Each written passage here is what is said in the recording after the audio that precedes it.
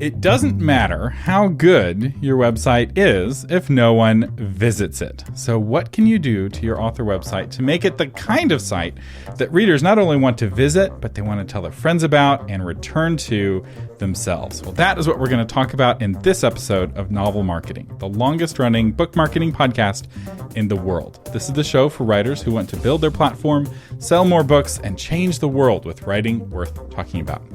I'm your host, the Vulcan of book marketing, Thomas Umstattd Jr., and today we are joined by the creator of FightRight.net. This is a website dedicated to helping authors write better fight scenes, and it's a companion to the book Fight Right. And this website went from 2,000 visits a month to 7,000 visits a month, and we are going to find out why. Carla Hoch, welcome to the Novel Marketing Podcast. Thank you so much. Longest running. What is it? The longest running? What kind of podcast? Longest running book marketing podcast. It does not surprise me.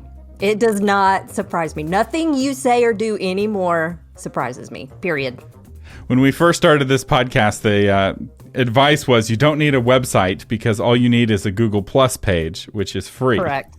Absolutely. And we were fighting that bad advice back then, and we're still pushing author websites today. So tell us a little bit about your website before. What was it like back in the day?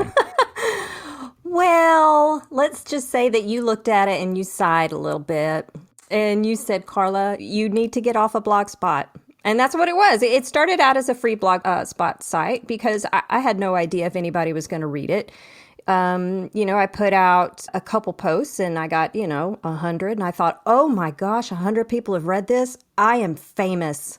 I can do no better. There's nothing better. And, after a couple years, I had an interview with you. Was the interview with you wasn't last year or was it the year before? Yeah, I think it was either early 2020 or 2019, somewhere around there. Right. And you said, you know what, Carla, because you were kind enough to indulge me after the interview. I said, hey, can I ask you questions? And you said yes. And I will say that I have yet to ask a professional, hey, can I ask you some questions, and them say no. Not even once. So writers, if you are at a conference and you see somebody that you are pretty sure is above your pay grade, i.e. Thomas Umstattd, ask him. Worst thing he can say is no, but he's not going to say no. Anyway, you indulged me for a good 30, 45 minutes and you said, you know what, let's start by getting you off Blogspot. And I told you why. I said I didn't want to invest money. I didn't know if it was going to work. He goes, well, it works. It works. So let's go from there. So that was the first step, is just getting my own, address, my own site. Because you owned FightRight.net, but it was just redirecting people to like fightright.blogspot.com or something like that. And so what you did was you shifted over to start using WordPress, and WordPress is now running on FightRight.net, which makes people more likely to remember the domain. Right? When they just see the domain for a split second and then it turns into something else, if they were to share your blog post, they're not sharing a FightRight.net blog post, they're sharing a Blogspot blog post. Whereas now they're sharing a FightRight.net URL, which makes them more likely to remember it. Right. Yes, thank you. Correct. All of that. So what were some of the other things that you changed? So you switched from Blogspot to WordPress. What did you change with the look of the website? Yes. And I just want listeners to know, Thomas and I have not talked about this ahead of time. This is all true. I am not being reimbursed or compensated anyway. So help me. And I didn't do any of the work. I just talked to her for 30 minutes and gave her some homework. No, he did zero. He talked and he gave me homework and I wrote the entire time. And one of the bits of homework I had is I watched one of his online classes, I think through Christian Writers Institute, I believe it was. And I took copious notes there too. And I just started following your advice. I mean, it's the truth. And he didn't know this when he scheduled this, but he did. He said, hey, why don't you get your own site? Why don't you, put a little tinsel on the tree? And I went to Storm Hill Media. They are a website design group that deals with writers. So they know the needs of writers. They have different plugins that are especially useful for writers. And they said, what are you looking for? And I picked up my iPad and all my notes and I said, I want 3 call out buttons. And this is what I want them to be. And this is what I want in the menu. And I had an outline of exactly what I wanted them to do. And it absolutely was 100% based on the advice you gave me. So I got an overhaul, and my site became not just a place for people to read about writing fight scenes. It kind of became my desk so to speak. You want to know about my book, boom. You want to take a class with Writer's Digest, boom, here you go. Here's my blog. If you want all the other ancillary, information to do with Fight Right. So it became a one-stop shop versus just an information platform. Yeah, the strategy is to have it be the center of the wheel. It's all the spokes connect to your website. So you have courses, you have blogs, you have podcasts, you do interviews, you hand out business cards. Everything sends people back to the website. And some of you, especially indie authors, like, why not send them to your Amazon page? Or, why not send them to your Facebook page or your Google Plus page or your MySpace page? And it's like, because you don't control those things. As long as you're sending people to some land that you don't own, they then control what people experience when they see you. And it doesn't have to be malicious, right? You could be linking to your page on Amazon and they make some change and the URL is broken. And now all those business cards that you printed are going to a 404 error, or somebody hijacks your Amazon page, which happens. We did a whole episode about how people can hijack an author's Amazon page, and there's nothing you can do about it, right? Those business cards that you handed out are now promoting some competitor or some scam artist's product, and you're begging Amazon, please fix it. And you're coming as a humble supplicant. Whereas if you're sending people to your own website, you're in control. And, let's say some terrible thing happens. You get kicked off of Facebook. You kicked off of Amazon. Well, now you can have a page explaining why, giving your side of the story and giving a link to buy your book some other place. Absolutely. And you know what? I noticed this after the pandemic, that not everybody is a fan of shopping at Amazon. Some people want to shop different places. Not everybody uses a Kindle. Some people use different e-readers. And so it's great to be able to, I noticed this with my podcast, because people say, well, where can I find your podcast? And I'm like, well, there's a bunch of places. And so I just say, hey, here's the link for my page. And it gives them 5 different options plus more. So no matter what your reader uses, if you just send them to your page, they have options. And I think people like having options. One thing that you're doing that I think is a really good practice, and if you go to fightright.net, you'll see this, is that right at the top of the website is a big button that says buy the book, read the blog, yes, and get into touch.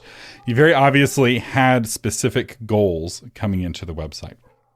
You're not asking people to decipher your website and hoping they'll find their way to your book. And this is something that every author can copy, even if you're not published yet. So maybe you don't have a buy the book button because you don't have a book out to sell yet, but you have something that you want people to do, right? Maybe it's sign up for the newsletter. Maybe it's get a free novella.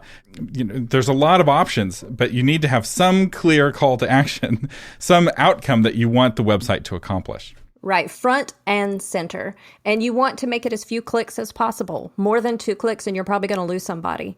So that's why, like on my podcast page, okay, it sends them to the podcast, and one more click, all they have to do is decide which platform they want to hear off, listen to. But don't ask your visitors to click, because they just won't.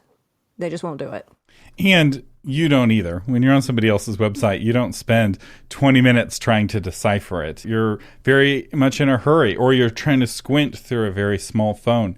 And you want to be kind to your readers, right? Treat your readers as you want other webmasters to treat you, right? Make things very easy, make things very clear, because there is a certain kind of person who's coming to your website just to buy the book. And all they want is a list of links to the different places that the book is available. They want to know what versions of the book exist, and they want to be able to find that really quickly. And you want to make that kind of visitor very happy, because they're the visitor who's going to buy your book the fastest.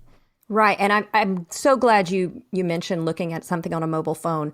Always look at the mobile version of whatever your page is. When you look at it on your computer screen, you're going to get one view. And then you may look at your phone and you may see that the blog post you just did is all wonky when it comes across on the phone, and you need to change some of the movement. You also need to look at the SEO, and I'm going to let you explain that. So SEO is actually one area on your website that can use a little bit of work. It's your one low-hanging fruit.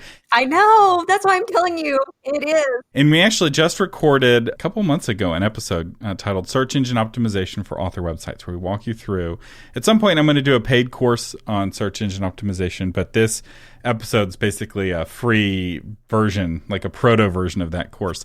And the 2 areas that are the lowest hanging fruit for you, and this is the lowest hanging fruit for most author websites, are the SEO title, which is also known as the meta title, and the SEO description. So when somebody does a search on Google or Bing, the title is the big blue bold blue text at the top of the results, and the description is the little paragraph underneath it. And the words that you put in your title are the words that appear on a Google search results page, but it's also one of the only places you can put keywords to rank that Google actually really pays attention to. And if you go to fightright.net, it's currently homepage-fightright. Oh, no. Oh, my gosh. Okay. And so what it needs to be is fightright.net. Probably, since fightright.net's like your brand name, is that URL. You probably have that whole thing. You're kind of like a 1-800-Flowers. So I'd actually include it potentially. Maybe have Fight Right as two different words. It's your call. But you need to have the phrase fight scenes in your SEO title, because that's the most important keyword for you. And really writing better fight scenes.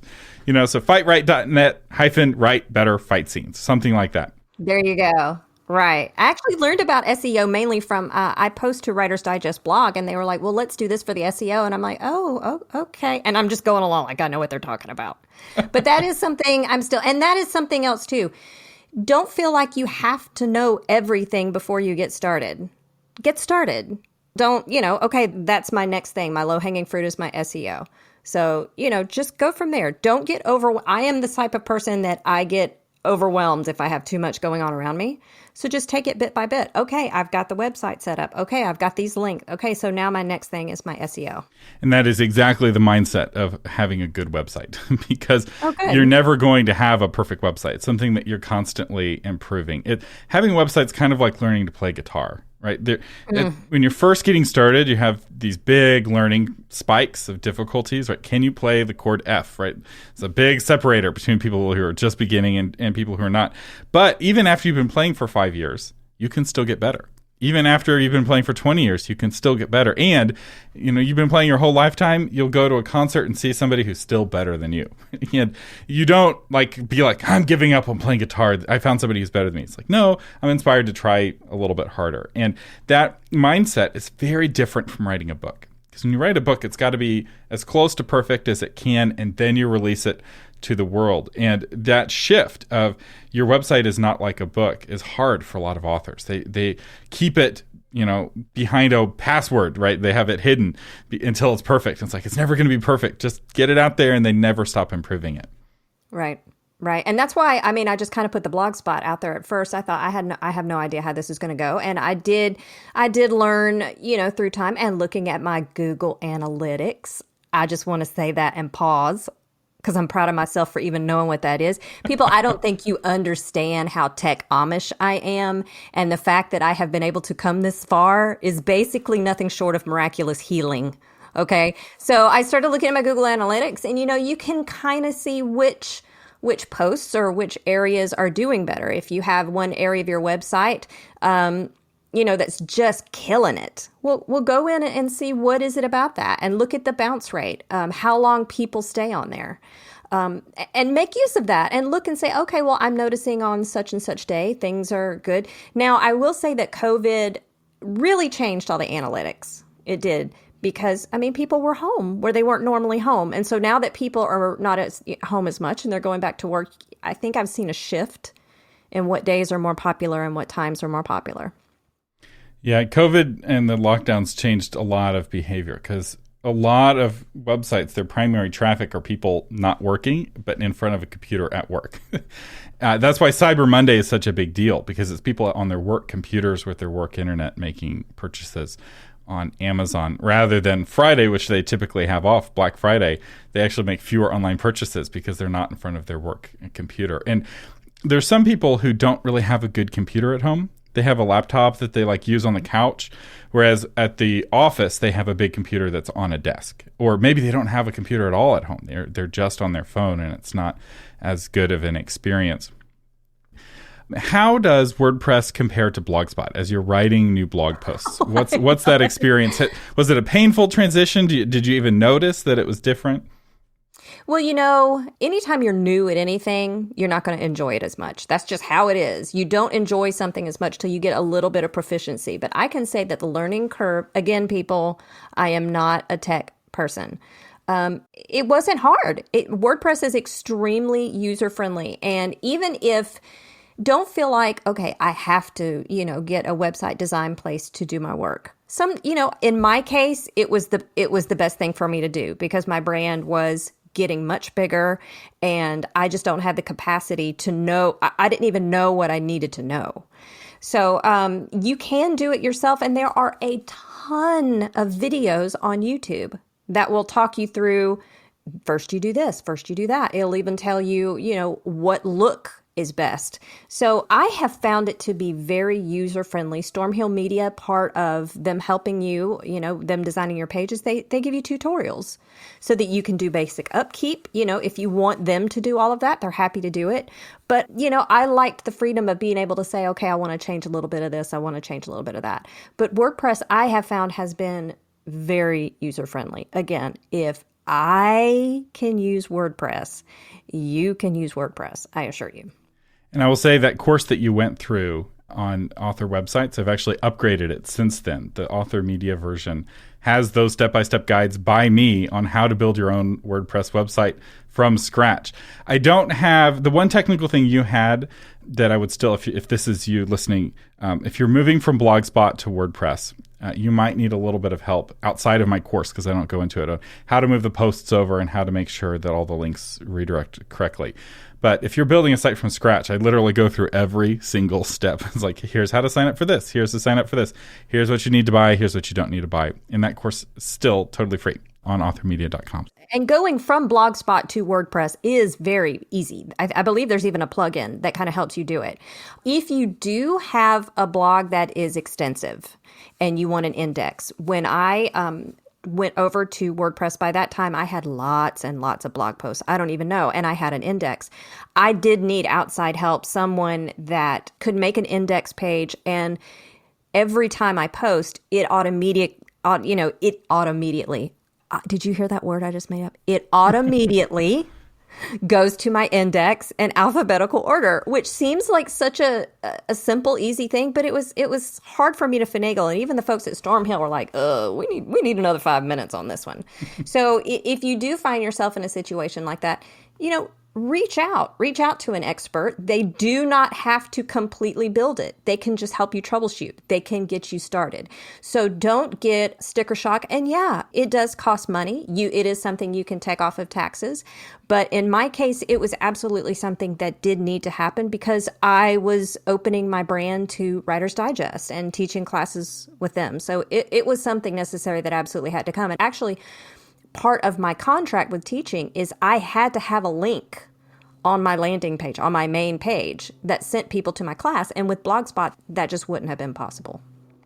Yeah, it's part of the transition of becoming a professional rather than a hobbyist is presenting yourself in a professional way. And really, the primary way you do that in the 2020s is with your website. Right, especially while there's a pandemic raging, it's like the only way you do it. Right, it's no longer what you wear at the conferences because the conferences aren't happening. They'll happen again eventually, but right now, take that wardrobe budget, put it into your website because that's how readers are judging you. That's how industry professionals are judging you. That's how other authors are judging you.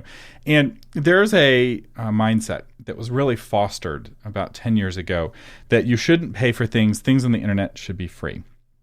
And what people didn't realize is that when you are not the customer, you're the product that's being sold. And I'm really trying to push this, get away from expecting things to be free because what you're giving up is your privacy. It's your time. It's your brand. It's control.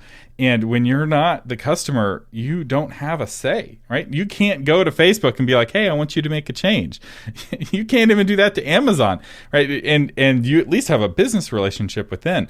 And so it's important to be okay with spending some money. And for some people, that means getting a job, right? Like you have to make some money. And there are ways of making money in the author world before your book comes out, right? Maybe it's editing for other authors. Maybe it's doing virtual assistant work, right? That's a really great way to make some money and learn things at the same time. You work with another author who's a little farther along in their journey. They're paying you to do tasks for them, and you're learning how to do those tasks better when you have to do them for yourself.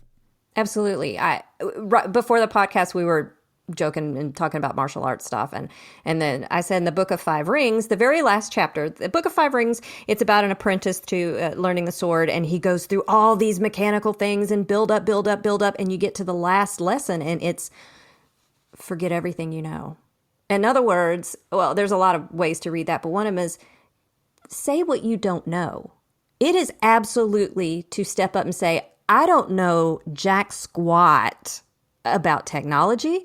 I don't know anything about social media. I don't know any of that. So start there. It's absolutely okay to do that. And speaking for paying for something, we all assign greater value to things we pay for.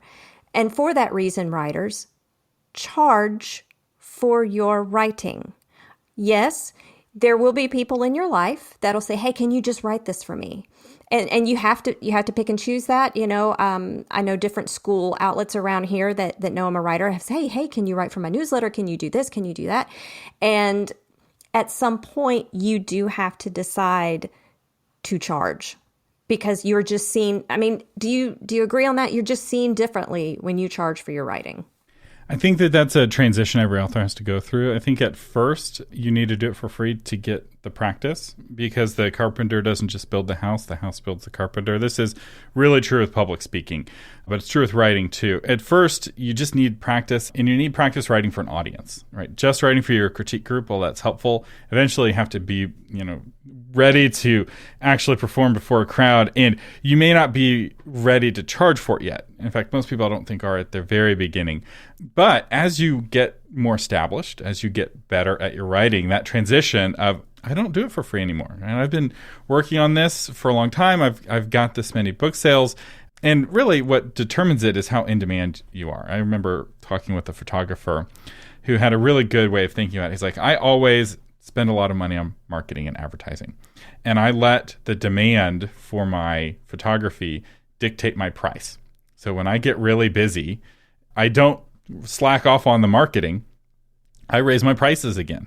And he was a top photographer and he made a lot of money. He made a lot of money. And he did it because he was very aggressive in his marketing. He was very good at his craft. And he was able to say, no, sorry, I'm really expensive. If you want a headshot from me, it's going to be hundreds and hundreds of dollars. And somebody's like, yeah, I can go to JCPenney and get it for $30. And you're like, yeah, you can. Correct. You can. You're right. You can. And if that's what you want to do, go for it. But if you want a headshot from me, it's going to be $500. And people were willing to spend that because he was able to command that kind of price because he was that good and because he was that well known. And notoriety is a big element of that. And so as an author, once you have more people asking you to do guest posts than you have time to do, or you're like, gosh, I've got this deadline for this book I'm under contract with, or I have all these readers who are expecting book 7 in my indie series. And if I write this guest post, it's going to mean, putting off my writing for that book. That's when you start to charge. You start to put up those paywalls as a barrier. So I do think you have to earn it. Just charging isn't the magic bullet to getting good. Correct. You're right. I should have thought it out a little bit better. I think the thing is you value what you pay for. And so, sometimes you do pay for a website and you have to look at it and say, okay, what's my return on this going to be? And for me, the return was, 100% valid. I'm very thankful for it. I think something else you need to put on your site is some way for your visitors, readers to get to know you personally. You cannot, readers want to read your book. Yes. But they also kind of want to know you a little bit. And I don't know, I can't speak for every reader, but I have found personally that the more people know me, the more books I sell. That's just been my experience. And when you create your website well, you can allow people to get to know you who want to get to know you, and the people who just want to buy your book and get away can do that too. And you have a lot of flexibility in how they navigate the website, which again comes from the fact that you have control. You can incorporate those elements where you want to incorporate them. But I do want to talk a little bit about the results. So we talked about how your traffic is way, way up, 300% up, which is actually, I heard about this from you winning the CAN Award for author websites, which I got a press release. Every time they do the CAN Awards, they send me a press release of the winners, and I look through them to see if anybody's got something interesting. I was like, oh, wait, I recognize that name. But I'm curious about the results kind of down the line. Have you seen an impact on book sales, on your newsletter, on your courses? Oh, my gosh. My book sales, yes. Absolutely. And, it's a niche book. Teaching writers how to write fight scenes. First of all, you're reaching out to a small audience of writers. Okay. Second of all, it's a writer who has some type of action or violence. It's not just fight scenes, which people, that's a misunderstanding, is not just about fight scenes, also about injuries and all that. But the fact is, it's a niche within a niche. And so again, like my website, I thought, ooh, I've sold 5 books. Look out, world. It's going to happen. But I've been kind of shocked, to be quite honest. And I do think that is directly a product to some degree from the site, because it is so easy to go straight to my book. And as far as the stats on the site itself, they've been up and down. Once I made the full transition, okay, when you transition over from something like Blogspot to, like what I have, it is going to take a little time. It'll take a little bit of lag time because you're going to have to redirect some folks. And I still have people that go to the Blogspot address because I see referrals through Google Analytics, how many people are coming from Blogspot. And it'll take a little time. And the people at Storm Hill Media, they're like, it will come. We've built it. It will come. And wow. I mean, it was out of nowhere that, I was getting, and I don't mean views. I mean actual visits. And there's a difference in the views and the visits. The visits went from 2,000-ish to 69 something. Then COVID hit. And I will say that it's kind of gone up and down. And part of that is because of me. I do not post as often as is productive for numbers. If you want to have a blog that people come to, you got to have new content. And they have to know when that content is out. Now, there's some people that are just going to visit, but some people want to know, okay, it's Wednesday. I'm going to get a new, post here. So I do believe that part of the drop in numbers has been COVID, and part of it has just been, me being involved in so many different things. And part of the reason I'm involved in so many different things is because I have a really great website that lets people know what I do and lets people know how to get in touch with me. And it makes me look super legit. I mean, it does. It makes a difference. I mean, it's what we do. Check somebody out, see if they're the real deal. Often the very first thing you do is you check out their website. One way that you can have more traffic to your website, and I will say up and down, very common for a blog-based website because some blog posts are hits more than others. Like we did an episode on changes in Facebook. And the episode was a very popular episode, but the blog post version of that episode went viral on Facebook, which was very ironic. And it was a huge hit and tons of traffic came in because that particular topic just happened. That episode came out the same week Facebook banned all journalists in Australia. Total serendipity, did not plan the episode to happen during that event. In fact, I don't know if it had even happened yet because I don't reference Australia at all in that episode or in that blog post, but it had a lot of people kind of realizing, oh, wow, Facebook can make major changes that have big ramifications. Oh, it has made major changes. I've noticed from changes. Used to, if I put a blog post just on my personal page on Facebook, it went everywhere. Now it does not. Am I correct in that? Yep. And that's what I break down in that episode is exactly the history of those changes and why bloggers are getting less traffic. You still can get traffic, as I proved with my post, which is really funny because it's all about how Facebook is not working as well and it will soon not work even less, but it still worked for that post. But that's actually an idea that you can steal because that blog post was actually a podcast episode. And I had we took the transcript of the podcast, interpreted by AI to make a kind of an AI version. And then we edited that transcript down into a blog post version. So it's not word for word what I said in the podcast. It's the same material, but presented as a blog post. And if you do that with your podcast, it ranks better on Google because Google prefers a blog post to a podcast transcript. And it reaches a different audience because some people are not hearing my voice right now. They're going to read the podcast version of our conversation because they're a reader, not a listener. And it spreads better. It's easier to share a blog post with your friends than it is to share a podcast with your friends. And so if you were to move away from Libsyn and move to Blueberry, you could have your podcast live inside your website and actually have every podcast episode be a blog post, just like how we do. And there's a real advantage to that when it comes to traffic. and when it comes to engagement. There's a cost, though, because it's work. Turning that transcript into a blog post is work, but it's less work than writing a blog post from scratch. Right. And do you think the reverse is true as well? Would it be redundant for me to start making podcasts out of my blog posts? Oh, not at all. In fact, many novel marketing episodes were from our most popular blog posts. In fact, my process right now for my solo episodes is I actually write out basically a blog post version first, and then I kind of present that blog post as a podcast, almost like a sermon. So I'm not reading it word for word, but I have really detailed notes because I'm often doing a lot of research. And I want to make sure that the links are going to the right places, especially if I'm talking about something potentially controversial or news related. So the Facebook post, I'm linking to Zuckerberg's, announcements about his changes in his investor report and linking to other news articles that are kind of shedding additional light. And I do all of that work ahead of time. I don't do the same thing for an interview. For an interview, we lean much harder on that transcript, and we take the transcript and we turn it into the blog post.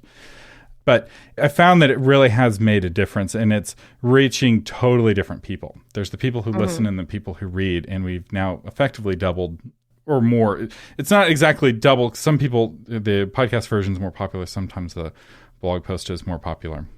Right. And you pointed out something too. I was hesitant to do any type of video because I said, if people can see a video of me, well, then why would they ever have me in person? And you made a very good point about going to concerts. Once upon a time when people listen to the radio, they're like, well, if you hear it on the radio, will you go see him in concert? I'm like, heck yeah, I'll go see him in concert. And you said the same thing.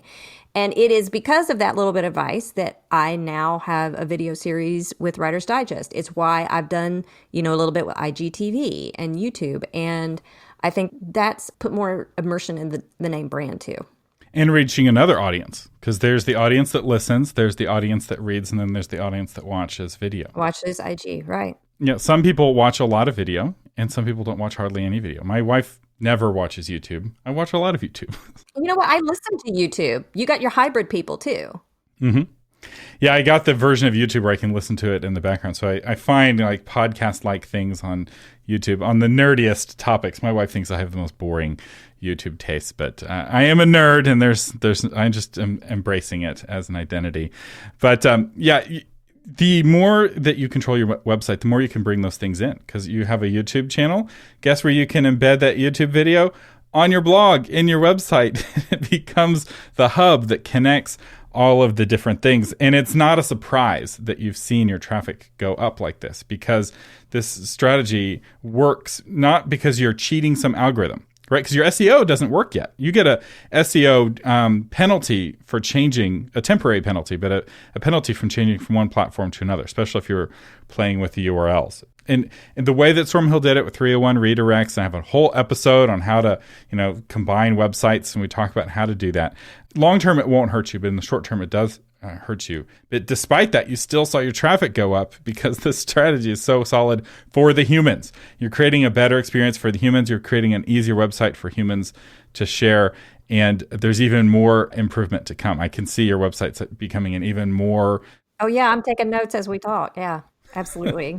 So do you have any other final tips or encouragement for somebody who is, intimidated about the idea of building a website or really leaning into having an author website? Most of what I do, I can't do. I'll just be honest. I'm one of those people that says, I can't do such and such, but I'm going to go ahead and do it anyway. If you don't think you have what it takes to do something, just keep doing it until you have what it takes. And if you're waiting on perfection, you're going to wait forever. It's like when you write a book, as soon as you turn it in, and the editor has made all their little details and it's published and you read it, you're like, darn it, I should have changed this and I should have changed this. You know what? It's okay.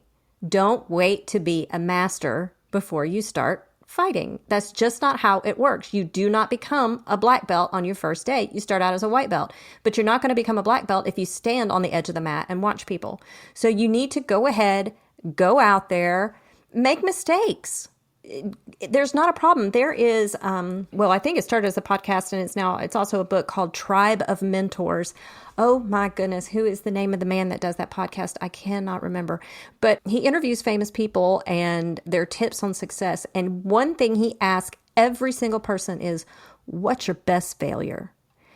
And my best failure is being really bad at what I do. I mean, I'm really, really, I'm a good writer, but I'm not great with social media. And so I had to go and just see how bad I was and embrace that and get some help from it. And it will turn around, and it doesn't happen overnight. And even when it does happen overnight, you know, life has ups and downs. Sales have ups and downs. Views, visitors, it's all going to have ups and downs, but you can't get discouraged by that. You can't look and say, well, you know, I only sold one book last week. I guess I should quit being a writer. That's not how it works. That's not how it works. Because if you quit, then, you know, next week you may sell 25, you may sell 30. And that's just how it works. And there are some weeks that I don't have as many views. And, you know, then the next week it jumps. You may have different posts if you are a blogger. And by the way, if you're a blogger, one of the first things people are going to tell you is blogs are dead. Okay. So just so you know, my blog is dead. And it's been dead for going on 6 years now. Okay.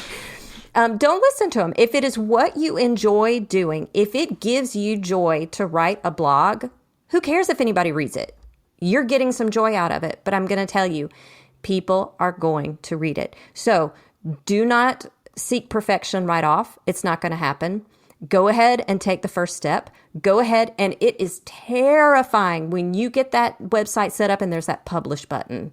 You're like, oh my gosh, go ahead and do it. So what? And you know what? You're going to have people send you emails. You misspelled such and such word. Well, no, you're not right about this. And you know what? That's actually really good because it shows you people are reading.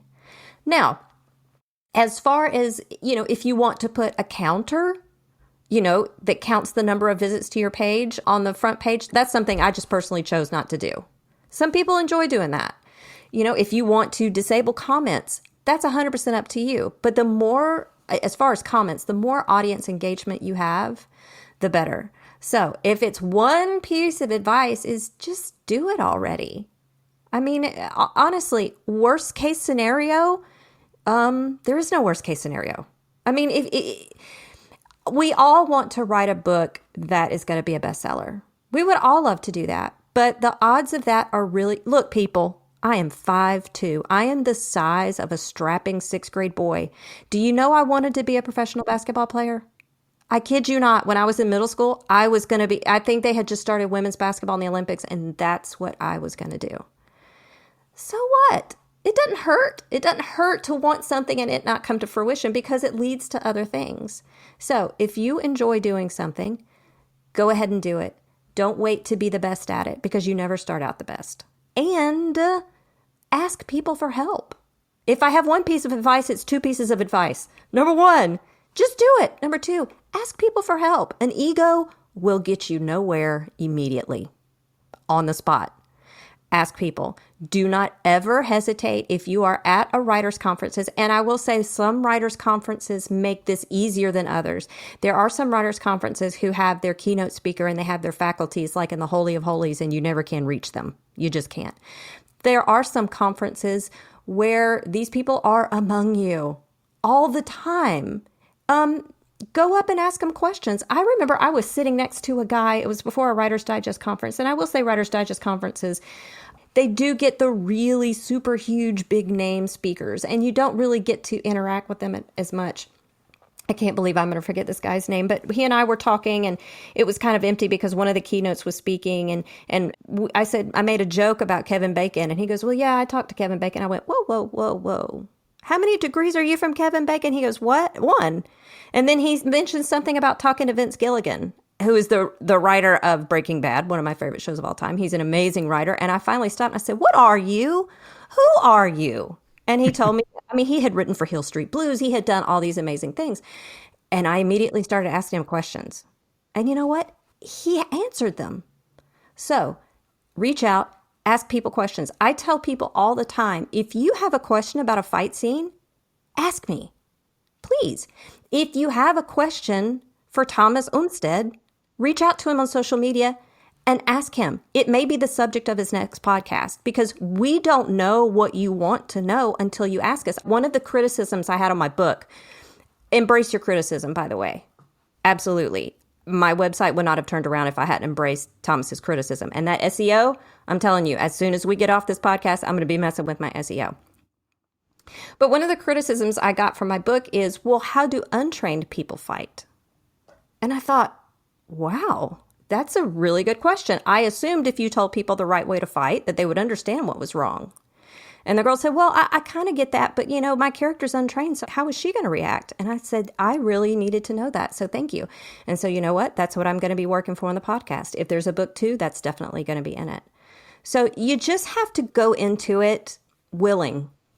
I have always, whenever I teach about making characters, fighting characters, one of the first things I ask the class is, okay, in groups of 2, 3, whatever, I want you to create the most dangerous character you possibly can, but you can only give them one characteristic. You'll have some that'll say they're strong. You'll have some that'll say they're fast. And I do this when I teach self-defense too. And I was like, if you could have one characteristic, what would it be? Nobody ever says this, but it's the facts. The most dangerous person is the one who's willing, because it does not matter how well trained you are. It doesn't matter how great a shot you are if you're not willing to pick up the gun, if you're not willing to fight. And it doesn't matter how incredible an author you are if you aren't willing to show your work. And sometimes it's going to go awry. Okay, you're going to have some people be very critical of your site. They're going to be critical of you. But guess what? They're critical because they were there and they saw it and they read it. Well said. There's only one way to learn how to ride a bicycle, and it means getting on the bicycle and moving forward. There's only so much you can do before you get on the bicycle. And then as you're on the bicycle, listen to advice. I love that. Fightright.net. I think we've mentioned that website like a million times in this episode.